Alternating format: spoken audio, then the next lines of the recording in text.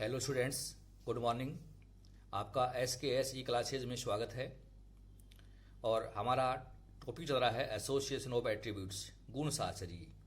आपको मैंने इसमें मेरे पिछले 9 लेक्चर्स में गुण साहचर्य क्या है, इसका क्लासिफिकेशन, इसमें संकेतांक जो नोटेशन है वो कैसे यूज करते हैं, 2 गुणों की अज्ञात आवर्तियाँ कैसे ज्ञात करते हैं, 3 गुणों की अज्ञात आवर्तियाँ कैसे ज्ञात करते हैं, ये आपको सूत्रों के द्वारा और तालिकाओं के द्वारा मैंने अच्छी तरह समझाया।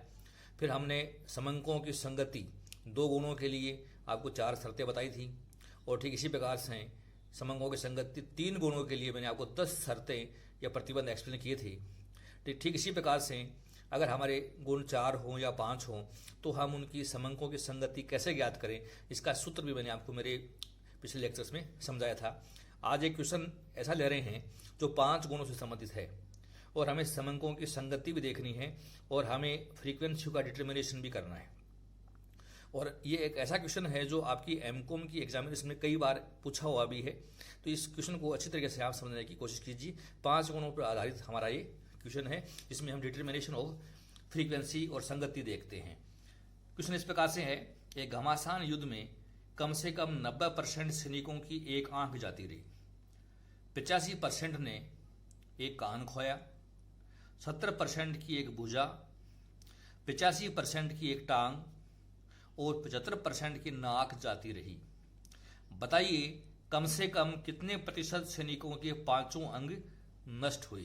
ये हमारा क्वेश्चन है और आपको एमकॉम एग्जामिनेशन में कई बार पूछा हुआ भी है, तो इसको हम कैसे सोल्व करें ये अपने को समझना है। तो समझना के लिए हम इसका सॉल्यूशन बनाना चाह रहे हैं। तो हमें यहाँ नोटेशन लेना होगा सबसे पहले, कि हमें कौन से गुण को हमें ए माने, कौन से को बी माने, कौन से को सी माने, हमें नोटेट करना होगा। तो युद्ध में आंख होने वाले को मैं ए मान रहा हूं, युद्ध में कान खोने वाले को हम मान रहे हैं बी, युद्ध में भुजा खोने वाले को हम मान रहे हैं सी, नेक्स्ट है युद्ध में टांग खोने वाले को हम मान रहे हैं डी, और युद्ध में नाक खोने वाले को हम नोटेट कर रहे हैं ई।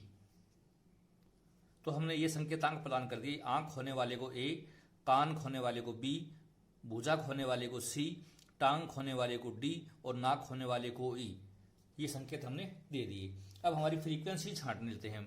तो हमारे क्वेश्चन में ए बराबर कम से कम 90 सैनिकों एक आंख हुई, तो ए बराबर हो गया 90, ए का मान 90 हो गया।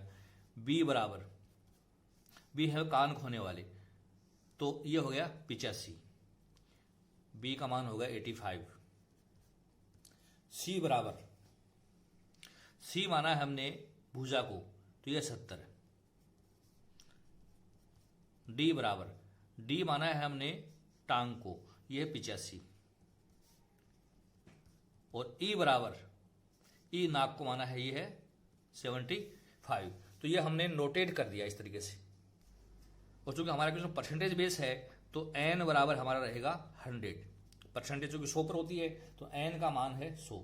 और हमारे क्वेश्चन आप देख रहे हैं 1, 2, 3, 4 और 5 गुण है। तो 5 गुणों के आधार पर हमें कंसिस्टेंसी ऑफ डेटा तय करने हैं। तो ये स्टूडेंट्स, मैंने 5 गुणों का सूत्र बताया था, वो मैं आपके सामने लिख रहा हूं।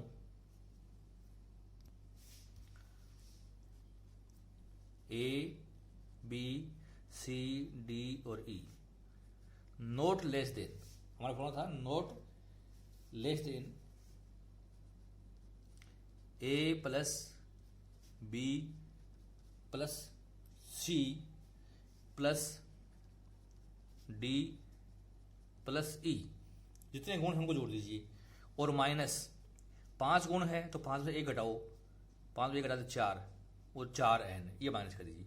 ये संगति की शर्त आपको यूज करनी है। तो देखिए A B C D E not less than, हमें ये संख्या छांटनी है। तो छांटने के लिए मैं वैल्यू पुट कर रहा हूं ए बी सी डी ई, क्योंकि यही पूछा आपसे कि बताइए कम से कम कितने सैनिकों के 5 अंग नष्ट हुए। तो 5 को हमने माना है ए बी सी डी और ई। तो A B C D E not less than, तो ए का मान देखिए क्या है, ए का मान है 90, बी का मान है 85, सी का मान है 70, डी का मान है 85, ई का मान है 75, minus 4 Guna 100 400। ABCDE not less than, आप इनको जोड़कर और ये वैल्यू निकाल लीजिए। तो ये संख्या आई हमारी 5। तो हम कहते हैं ABCDE नॉट लेस देन 5, अर्थात ये 5 से कम नहीं होनी चाहिए। और इसको आप ऐसे लिख सकते हैं ABCD और E more than equal to 5, अर्थात कम से कम 5 सैनिक ऐसे हैं जिन्होंने 5 अंक खोए हैं। अतः हम कह सकते हैं कि कम से कम 5 सैनिकों ने युद्ध में 5 अंक खो दिए हैं। तो 5 गुणों की संगति के आधार पर इस तरीके से हम कोई भी फ्रीक्वेंसी है, क्लास फ्रीक्वेंसी हम ज्ञात कर सकते हैं। और अगर 4 गुण होते हैं तो A plus B plus C plus D चारों को जोड़ेंगे और माइनस कर देंगे 3n, इस प्रकार से हल कर लेंगे। तो हमारे एग्जाम के हिसाब से क्वेश्चंस को इस तरीके से हम सॉल्व करके दिखा सकते हैं। यदि समंकों की संगति के संबंध में आपको 3 गुणों के संबंध में न्यूनतम व अधिकतम सीमाएं पूछ लें, तो मैंने आपको 3 गुणों की जो प्रथम 4 शर्तें बताई थी मेरे लेक्चर नंबर 6 में, ये न्यूनतम सीमाएं हैं। तो इन न्यूनतम में जो भी मान आप निकालते हैं उनका तो आप अधिकतम ले लीजिए, ठीक है। और जो शर्त नंबर 5, 6, 7, 8 बताई थी ये अधिकतम सीमाएं हैं, तो अधिकतम सीमाओं का आप न्यूनतम मान ले लीजिए।